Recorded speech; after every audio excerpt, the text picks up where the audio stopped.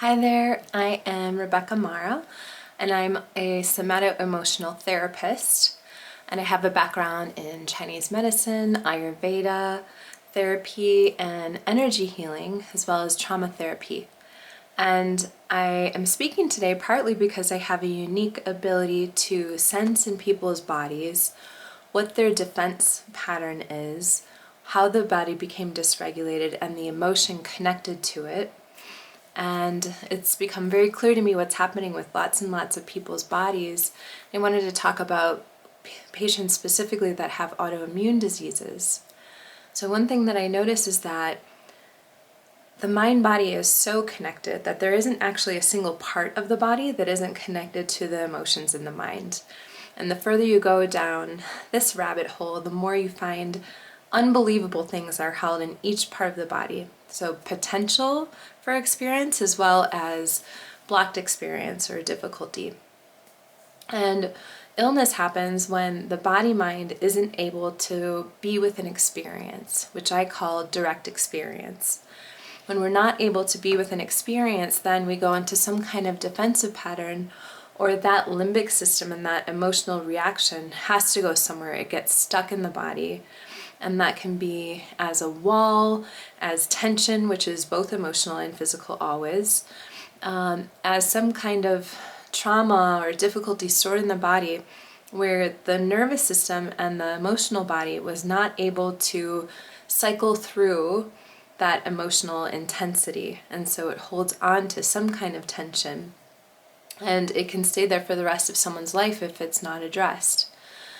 That doesn't always happen with every situation, but when something is a repeated stressor or a repeated experience, oftentimes that will create some kind of illness, whether it's just sort of a tension pattern or an emotional issue, but also an autoimmune issue.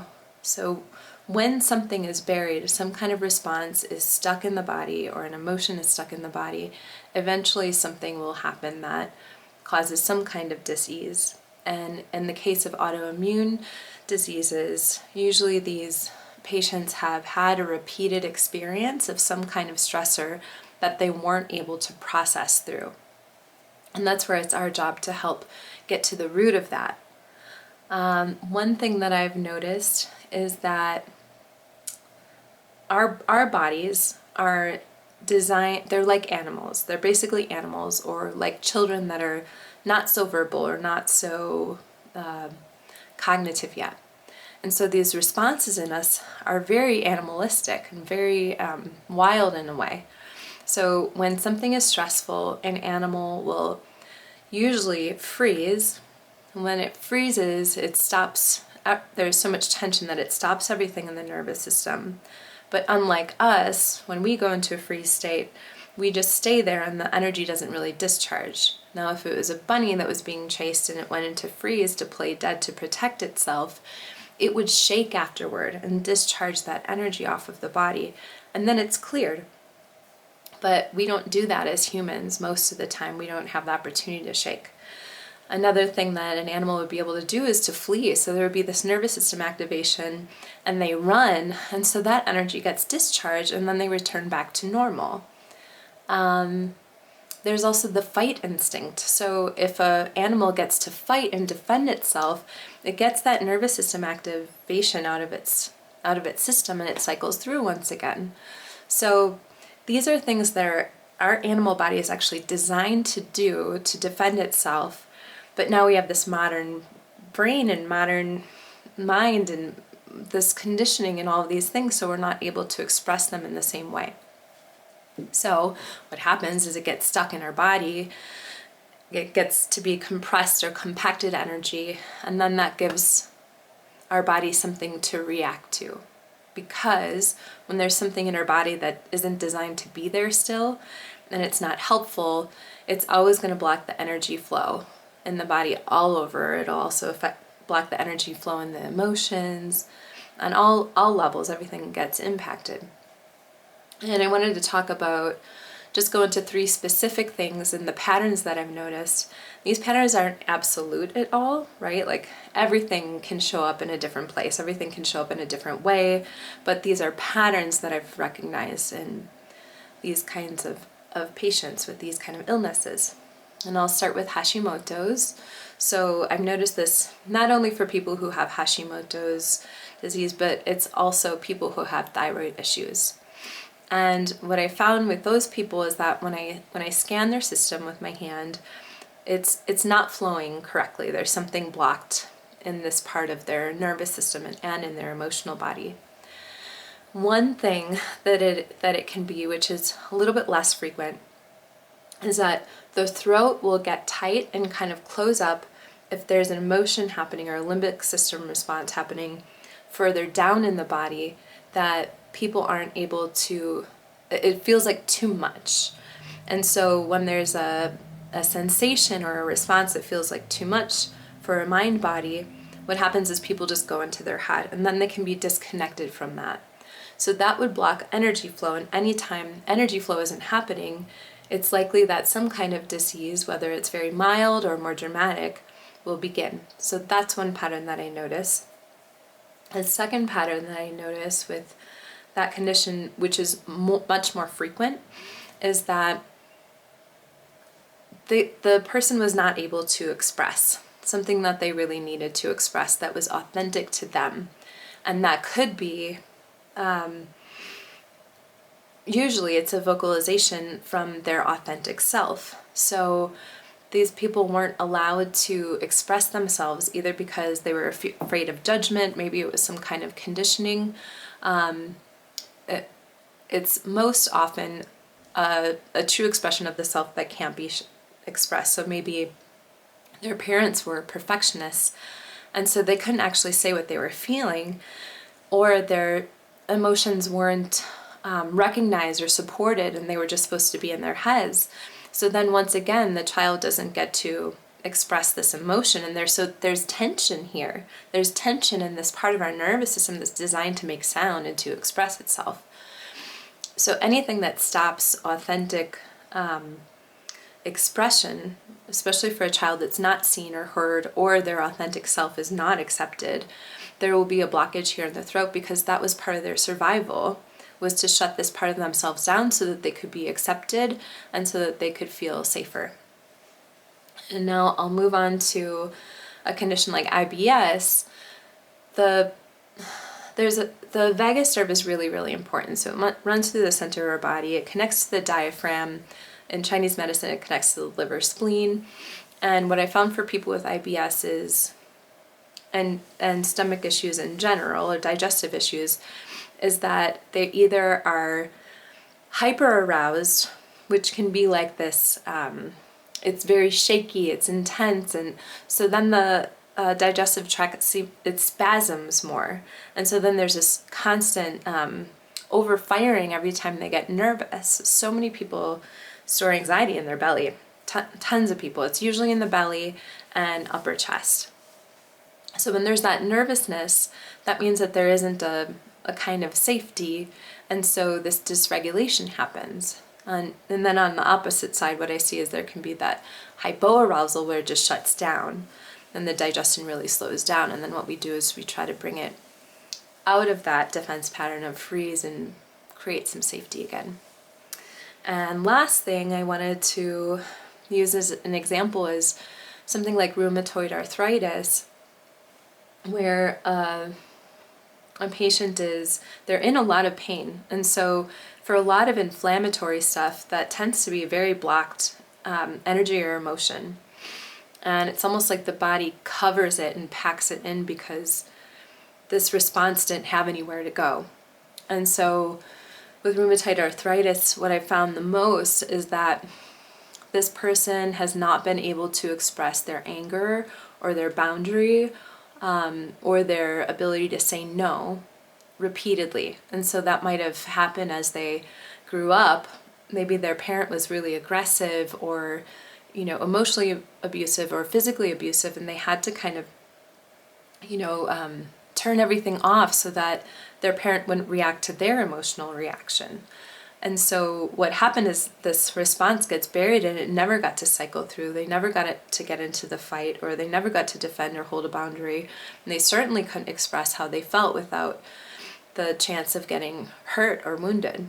And so this pattern actually kept them safe in a way as they were growing up. And then into adulthood, there's still that freeze response where they're unable to express anger or boundaries, etc.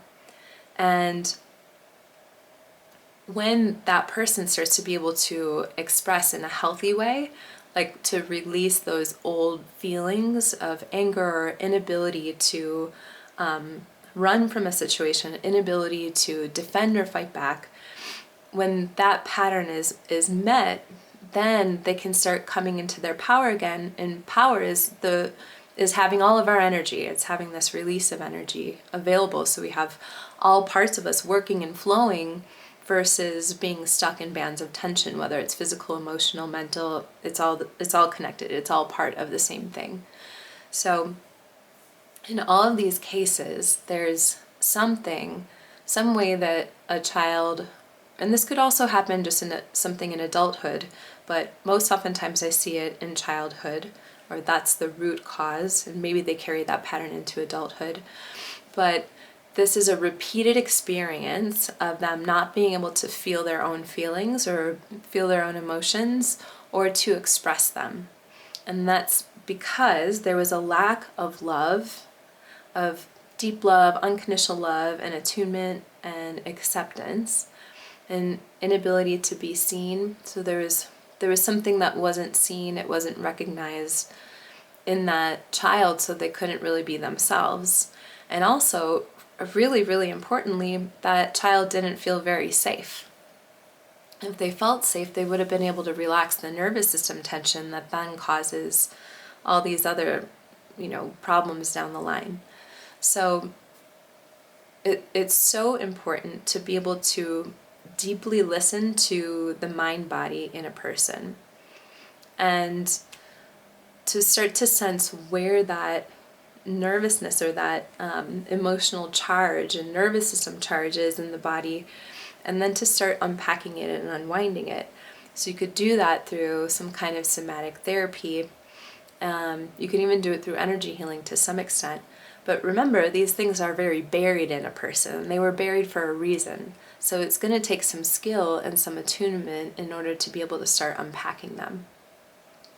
The way that I like to do it is I like to use touch, because touch is such a good symbol of connection, a good experience of deep listening, and I get really deeply present with that area of the body, and then we notice what the defense pattern is or what the response is, and then we start to allow it to unwind. So it needs time, it needs deep presence, deep listening, a lot of care, and a lot of big feeling of safety. So that's where the trusting relationship with the practitioner and patient is really, really critical.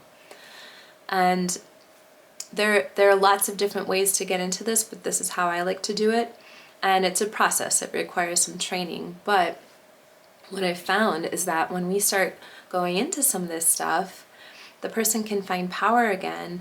And sometimes they're like, wow, I didn't even know that that's what was happening. Most people aren't conscious of it at all because it's not happening in the conscious mind.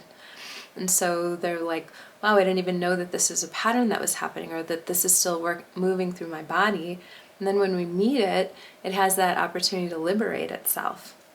So sometimes that means that a patient will come in and the next time they come in, they're like, oh my God, I don't have that problem anymore.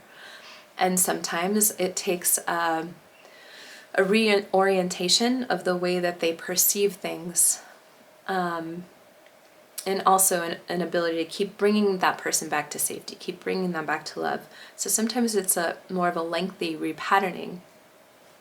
But once we get full flow of energy in any of these different centers, in any different part of the body, when the tension is released, when the emotions are able to express themselves, and then we can repair by bringing them back to a healthy state where they feel seen, loved, and safe, then all kinds of beautiful stuff can happen. And that's where the journey with a chronic illness can become a powerful experience that brings a person closer back to their wholeness, and maybe brings them on a spiritual path, or heals their wounds from their childhood, or even from a marriage, something like that. But this is such important work, and it's really important to see the deeper layers of what's happening. And again, I wouldn't recommend having someone going into this work if they're not already trained and skilled. So it takes a lot to be able to have the skill set to be able to guide people through these things. But it's also important to understand what kind of patterns might be causing some of these things. And again, not everything is so cut and dry, not everything is clearly a somato-emotional issue. But I want to talk about the parts that are, because that's what I'm very trained in and I'm very skilled at. So I hope that this helped open up your eyes to some possibilities of what might be happening, just to expand on how the mind-body works a little bit more, and to help patients get much better and get healthier on every level. And thank you so much for listening, and I wish you all well in your training.